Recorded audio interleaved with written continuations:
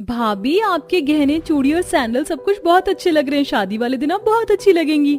Thank you निशा। अच्छा, मैं ये सारा सामान आपके कमरे में ले जाकर एक बार अच्छे से देख लूं? अरे निशा बेटा, घर के लिए भी लेट हो रहा है। कोई बात नहीं माँ जी, अगर नंद जी का इतना ही देखने का मन है तो उन्हें देख लेने दीजिए, जब तक मैं आप सबके लिए चाय बनाकर लेकर आती हूँ। इतना बोलकर आकांक्षा अपनी दोस्त के साथ रसोई में जाती है और चाय बनाने लगती है। और तभी बबीता अपनी दोस्त से कहती है, आकांक्षा तू पागल है क्या, जो अपना सामान शादी से पहले ही अपनी नंद को दिखा रही है? मेरे ससुराल वाले कितने अच्छे हैं, शॉपिंग करवाकर रास्ते से ही घर चले गए। और तेरी नंद कितनी जिद्दी है, जो तेरी सास के साथ घर तक आ गई और अब एक एक सामान खोल कर देख रही है। तो क्या हो गया बबीता, आखिर वो मेरी ननद है। तू सच में बहुत मासूम है। मैंने सुना है नंद बड़ी लालची होती है, भाभी के सामानों पर उनकी नजर रहती है। अगर उसे तेरी कोई चीज पसंद आ गई ना तो वो तुझसे तेरी चीज छीन लेगी। ऐसी बात नहीं है बबीता, मेरी नंद बहुत अच्छी है, तुम चिंता मत करो। और अगर मेरी कोई चीज उसे पसंद भी आ गई तो मैं उसे दे दूंगी। अब तुझे कैसे समझाऊं, तेरा तो दिल इतना बड़ा है कि तुझे समझाना ही कुछ बेकार है। इतना बोलकर बबीता मुंह बनाकर वहां से चली जाती है। समय यूं ही गुजरता है और बहुत जल्द दोनों दोस्त की शादी हो जाती है। जहां एक तरफ बबीता अपनी अमीर 2 मंजिला मकान में जाती है तो वहीं उसकी पड़ोसन बनकर आकांक्षा एक छोटे से घर में जाती है। चलो, मेरे भाई की शादी हो ही गई। भाभी आप शादी के जोड़े में बहुत अच्छी लग रही है। पता है माँ ने आपके लिए शादी का जोड़ा पूरे 50,000 रुपए का खरीदा है। वैसे आपकी चूड़ियां तो बड़ी अच्छी लग रही हैं। अरे बस खड़ी खड़ी भाभी से बातें ही करती रहेगी या उसे उसके कमरे तक भी ले जाएगी? बेचारी बहुत थक गई होगी। हाँ माँ, अभी ले जाती हूँ। सुमन अब बड़े ही प्यार से बबीता को उसके कमरे तक ले जाती है और अपनी पायल उतारते हुए अपनी भाभी से कहती है, भाभी वैसे मेरी पायल काफी भारी है, पर मुझे आपकी पायल ज्यादा अच्छी लग रही है। क्या आप मुझसे अपनी पायल बदलोगी? हाँ दीदी, क्यों नहीं। अगर आपको मेरी पायल पसंद है तो आप ले लीजिए।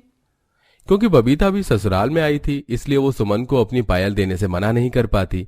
जहां एक तरफ ससुराल में आते ही बबीता की अमीर नंद अपनी भाभी की पायल ले लेती है तो वहीं आकांक्षा अपने गरीब ससुराल में जाती है तो निशा बड़े ही प्यार से अपनी भाभी को चांदी की अंगूठी देती है। भाभी मेरे पास ज्यादा पैसे नहीं थे, मैंने ट्यूशन पढ़ाकर जो पैसे जोड़े उससे आपके लिए चांदी की अंगूठी ली है। आपको मेरा गिफ्ट पसंद तो आया ना?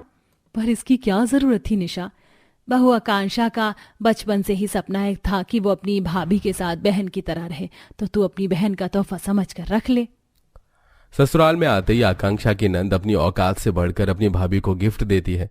अब अगले दिन दोनों बहुओं की अपने ससुराल में पहली रसोई होती है तो सुमन सब्जियां लेकर सीढ़ियां चढ़ती हुई रसोई में जाती है।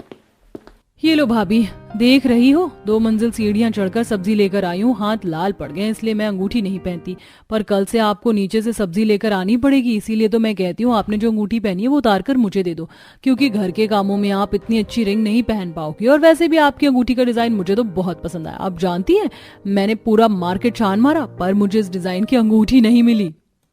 अरे बहू, लगता है तेरी ननद को तेरी अंगूठी पसंद आ गई है, तो इसे उतार कर दे दे, मैं तुझे दूसरी अंगूठी दे दूंगी। पर माँ जी, ये अंगूठी मेरी माँ ने मुझे दी थी। तो क्या हुआ बबीता, मेरी जब पहली सैलरी आएगी तो मैं तुम्हें फिर से सेम अंगूठी लाकर दे दूंगा। वैसे भी मेरी बहन बस 1 महीने की मेहमान है, उसके बाद पता नहीं बेचारी कब आ पाएगी।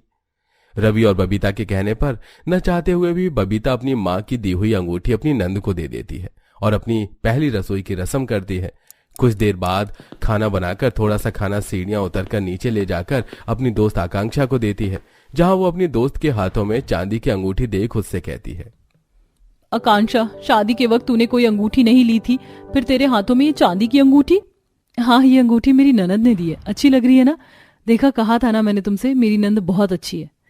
पर ये क्या, तूने नकली पायल क्यों पहनी है? तेरी पायल कहाँ गई? कहीं खो ना जाए इसलिए मैंने अपनी अंगूठी और पायल दोनों निकाल कर रख दी है। अच्छा मैं चलती हूँ, बहुत देर हो गई है। और ये ले, मैं तेरे लिए लाई थी। बबीता अपने घर जाती है, सीढ़ियां चढ़ती हुई खुद से कहती है, मेरी नंद तो बड़ी चालाक निकली, अपनी नकली पायल मुझे देकर चली गई और मैं बेवकूफ इसे असली पायल समझती रही।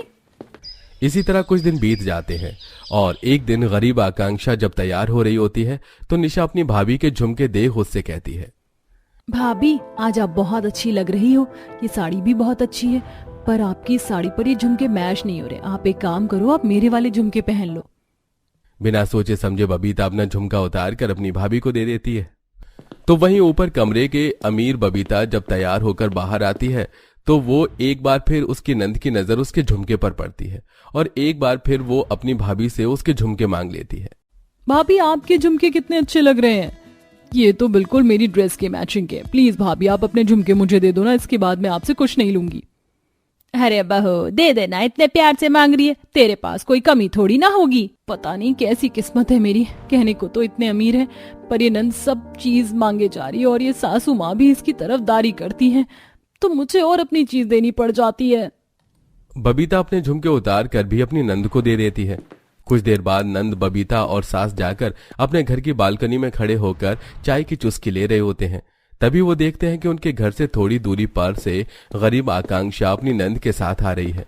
पर तभी रास्ते में उसकी चप्पल टूट जाती है और ये सब कुछ बबीता अपनी नंद के साथ ऊपर बालकनी से देख रही होती है। ये लो भाभी, आपकी चप्पल भी सही समय पर टूटी है, घर ज्यादा दूर नहीं है, आप एक काम करो, आप मेरी चप्पल ले लो। अगर मैं तुम्हारी चप्पल ले लूंगी तो तुम क्या पहनोगी? बहू निशा की तो आदत है नंगे पैर घूमने की, ये नंगे पैर चल लेगी। शांति बहन, अगर अपनी बहू को भी थोड़ी अच्छी क्वालिटी की चप्पल दिला देते तो आज तुम्हारी बेटी को नंगे पांव चलना ना पड़ता। निशा बहू, तुम दोनों सुमित्रा की बातों पर ध्यान मत दो और बहू तुम अपनी नंद की चप्पल पहनो और चलो। शांति के कहने पर निशा अपनी भाभी को अपनी चप्पल दे देती है और खुद नंगे पैर घर तक जाती है। ये सब देखकर अभी बबीता को खुद के लिए बहुत बुरा लगता है और एक दिन वो अपने 2 मंजिला घर की सीढ़ियां उतरकर नीचे अपनी दोस्त से मिलने के लिए जाती है। बबीता, मैं तो गरीब हूँ इसलिए सिंपल हूँ, पर तुम तो अमीर हो, फिर तुम इतनी सिंपल क्यों रहती हो? गहने पहना करो ना। अब बबीता सारी बात अपनी दोस्त को बताकर अपना दुख हल्का करती है, जिसके बाद आकांक्षा बबीता से कहती है, ये तो बहुत गलत हो रहा है तुम्हारे साथ, पर तुम्हें अब खुद सब कुछ ठीक करना होगा।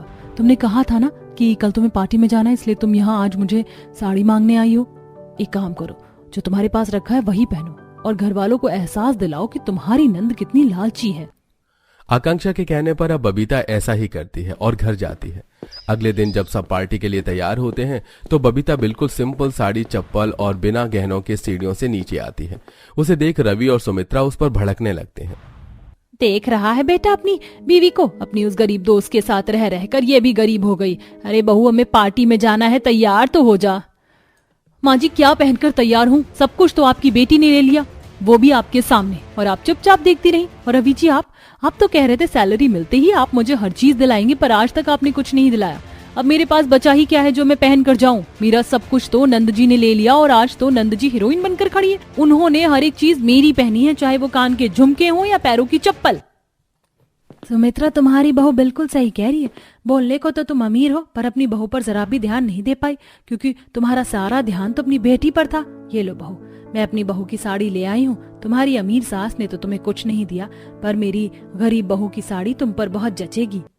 शांति की बात सुनकर सुमित्रा को अपनी गलती का एहसास होता है और वो ऊपर सीढ़ियां चढ़कर कमरे में जाती है और अलमारी से जाकर अपने कुछ गहने, कपड़े और चप्पल लाकर अपनी बहू को देती है और अपनी बेटी को फटकार लगाती है।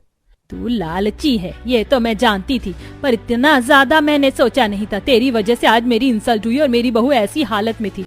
मुझे लगता है कि अब तुझे अपने ससुराल चले जाना चाहिए। इस तरह सुमित्रा खुद अपनी बेटी को उसके ससुराल भेज देती है और रवि वो हर चीज अपनी बीवी को दिलाता है जो उसकी नंद ने उससे छीना था। सासू माँ को बनिया के यहाँ गए 1 घंटा गुजर गया, पता नहीं बनिया ने राशन दिया होगा कि नहीं। तब तक समय क्यों व्यर्थ करना, मैं चावल का पानी चढ़ा देती हूँ। कविता जैसे ही बर्तन से पतीला उठाती है तो पेंदी में छेद देखकर परेशानी से बोलती है, हे भगवान, इस पतीले का पेंदी तो पूरी तरह से फूट गया, अब चावल किस में बनेगा? हमारे घर में लगभग सारे बर्तन ही टूटे फूटे हुए हैं, एक भी बर्तन ठीक ढंग के नहीं है कि खाना पका ले।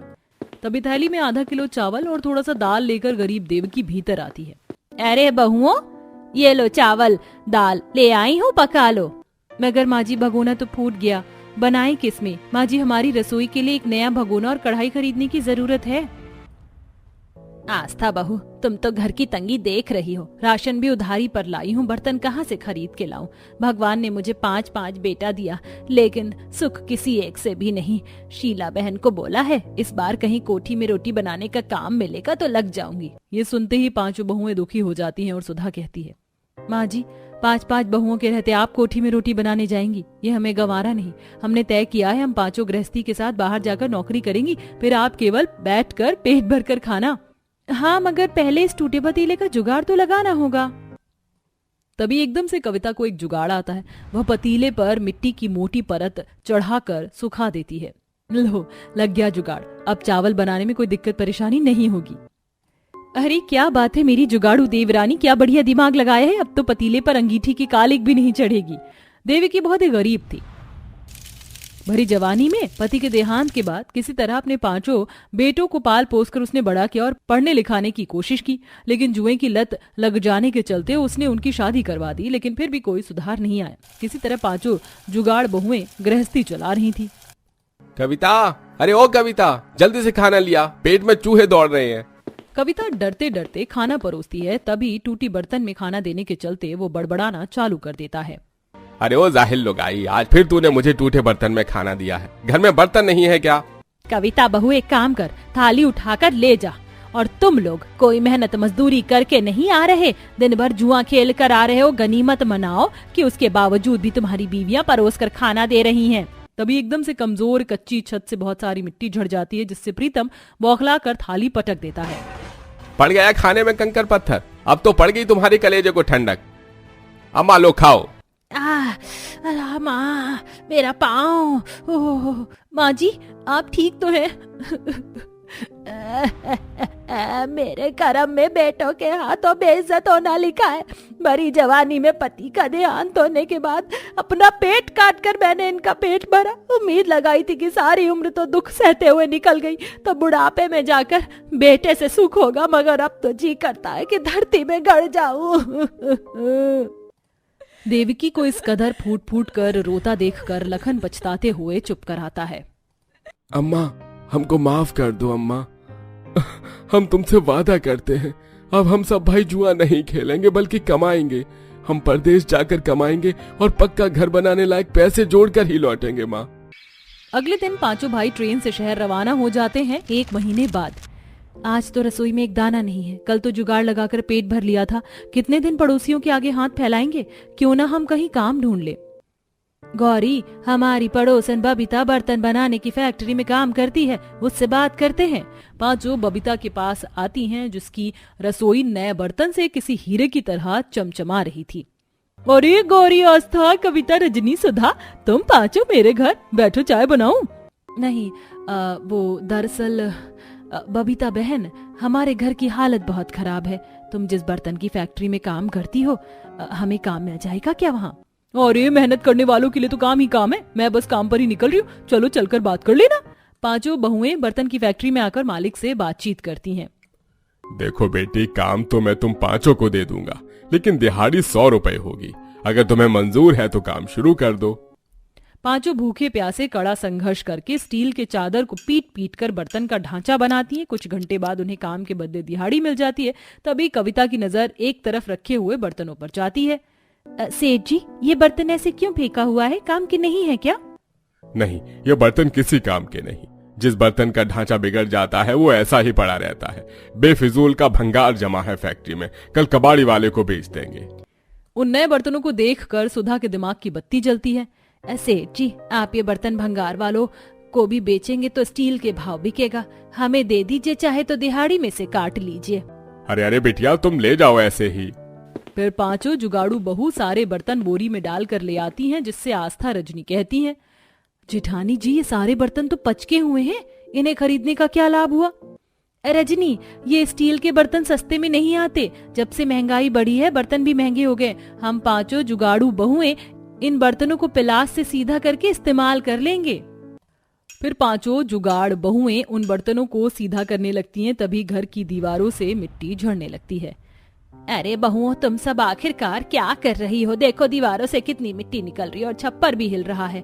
घड़ा न टूट जाए। नहीं टूटेगा माँ जी, चिंता मत कीजिए।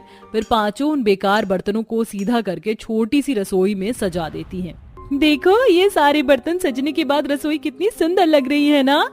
पर तुम लोगों को पता है अमीर लोगों के घरों में कितनी फर्स्ट क्लास रसोई होती है और बर्तन भी बढ़िया सजे होते। गौरी, कविता, हमें कभी दूसरों से अपनी तुलना नहीं करनी। भगवान ने हमें कभी भूखा तो नहीं रखा। सुधा ऐसा कहकर सबको दिलासा देती है। इसी तरह सिलसिला जारी था। पांचों सारा दिन बर्तन की फैक्ट्री में काम करती और टूटे फूटे बर्तन लाकर घर में जमा करती हैं। धीरे धीरे कर उनकी दीवार और छत से मिट्टी झड़कर पूरी तरह कमजोर हो जाती है और आखिरकार तूफान में उनका घर उजड़ जाता है। ये भगवान, ये मिट्टी का घर ही तो हम गरीब सास बहू के रहने का इकलौता सहारा था, तूने वो भी छीन लिया। अब कहाँ दर दर भटके हम। घर टूटने के साथ देवकी की हिम्मत भी टूट जाती है। सब बैठ के सारी रात काटती हैं। अगली सुबह 5 बहुएं सारे सामान को बटोरती हैं। हमारा सारा सामान तो मकान के अंदर ही धंस गया, बस ये 10-12 बोरी बर्तन बचे हैं, लेकिन पकाने को एक दाना नहीं। आस्था की बात को सुनकर गौरी सुधा को जुगाड़ सूझता है। देखो, मिल गया जुगाड़। हम बिना सीमेंट, बालू, रेत, ईंट के घर बनाएंगे इन बर्तनों से। देखो ये बर्तन कितने मजबूत और टिकाऊ हैं। अगर हम इसे अपने रहने के लिए घर बना लें तो ये तूफान में उजड़ेगा नहीं। अरे वाह, जुगाड़ तो सबसे हटकर है। तो फिर देर किस बात की, काम शुरू करते हैं। 2 जुगाड़ बहुएं जंगल से मोटी मोटी लकड़ियां ले आती हैं और 3 बहुएं जमीन में गड्ढा करती हैं और मलबे को मिट्टी का इस्तेमाल करके फिर से दीवार खड़ी करती हैं। देखो, अभी दीवारों की मिट्टी एकदम गीली चिपचिपी है। ये हमारा जुगाड़ बर्तन घर बनाने में गोंद का काम करेंगे। चलो इन बर्तनों को चिपकाते हैं। फिर पांचों मजबूती से थाली पतीले से छप्पर दीवार बनाती हैं और चम्मच कटोरी से खिड़कियां बनाती हैं। देखो, अब हमारा बर्तन घर रहने के लिए बिल्कुल तैयार है। चलो सब अंदर चलते हैं। सबकी सब घर के भीतर आती हैं और खाना बनाने की तैयारी में लग जाती हैं। बाप रे बाप, आज तो घर में जैसे आग बरस रही है। अरे बहू अंगीठी, बाहर ले जाकर खाना पका लो, वरना रात में नींद आना दुश्वार हो जाएगा। फिर आस्था अंगीठी आंगन में ले आती है। कितना अजीब लगता है खुले आंगन में खाना बनाना। एक अलग रसोई होती तो आराम से खाना बनाते। तो बना लेते रसोई भी। अभी तो हमारे पास कितने सारे बर्तन बचे हैं। मैं क्या कह रही हूँ, अब जब बर्तन की रसोई बना रहे हैं तो जुगाड़ू टॉयलेट भी बना लेते हैं। अगले दिन पांचों दोबारा काम चालू करते हैं और 3 बहू मिलकर बर्तनों से बहुत ही खूबसूरत छोटी सी रसोई बनाती है और 2 बहू जमीन में हौंद खोद कर टॉयलेट बना लेती हैं, जिसकी दीवार मजबूत बर्तनों की थी। देखो, अब हमारा बर्तनों का ससुराल बन गया। अब हमें घर टूटने की चिंता नहीं सताएगी और टॉयलेट रसोई की झिक-झिक भी खत्म हो गई। उस दिन पांचों बहुएं बर्तन के अनोखे रसोई में खाना बनाकर अपने बर्तन वाले घर में हंसी खुशी खाती हैं और सुकून भरी नींद सोती हैं।